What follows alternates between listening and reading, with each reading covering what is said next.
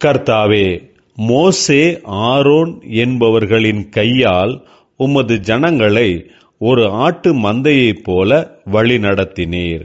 கர்த்தருக்குள் பிரியமானவர்களே, உங்கள் அனைவருக்கும் இனிய காலை வணக்கங்கள். இன்றைய வேதவசன தியானத்திற்கென்று நாம் தெரிந்தெடுத்திருக்கும் வேத பாகமானது ஆதியாகமம் 32 அதிகாரம் 6 வசனம். அந்த ஆட்கள் யாக்கோபினிடத்துக்கு திரும்பி வந்து, நாங்கள் உம்முடைய சகோதரனாகிய ஏசாவினிடத்துக்கு போய் வந்தோம், அவரும் 400 பேரோடே உம்மை எதிர்கொள்ள வருகிறார் என்றார்கள்.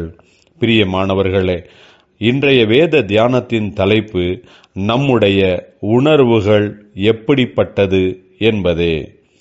யாக்கோபு தன்னுடைய அண்ணனாகிய ஏசாவின் ஆசீர்வாதங்களை ஏமாற்றி பெற்றுக்கொண்டதினால் உயிருக்கு பயந்து தன்னுடைய மாமனாகிய லாபானின் இடத்திற்கு ஓடிப்போனான். அங்கே மிகவும் ஆசீர்வதிக்கப்பட்டவனாக இருந்தான். திரும்பவும் தன்னுடைய சொந்த ஊருக்கு திரும்பி வரும்போது ஏசாவினிடத்தில் சமாதானமாக பேசும்படியாக தூது சொல்லும்படி ஆட்களை அனுப்பினான்.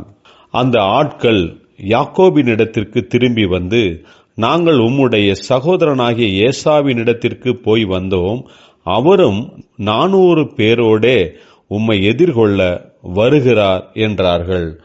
இதை கேட்ட யாக்கோபு மிகவும் பயந்தான். ஏசா தனியாக வரவில்லை, 400 பேருடன் தன்னை எதிர்கொண்டு வருவதால் தன்னுடைய ஜனத்துக்கு ஏதாவது ஆபத்து வரும் என்று யாக்கோபு மிகவும் பயந்தான். ஆனால் நடந்தது என்னவென்றால், ஏசாவோ யாக்கோபை பார்த்ததும் கட்டி அணைத்து கண்ணீருடன் யாக்கோபை வரவேற்றான்.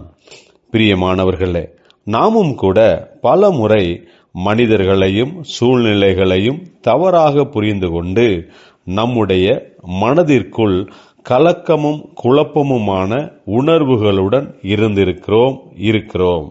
உண்மையான நிலவரம் அப்படி இருப்பதில்லை. ஆகையால் நாம் கர்த்தரையே நோக்கி பார்த்து அவரையே நம்பி சரியான முறையில் நிலைமைகளை பரிசீலித்து முன்னடக்கும்படியாக கர்த்தர்தாமே நமக்கு ஞானத்தை தருவாராக.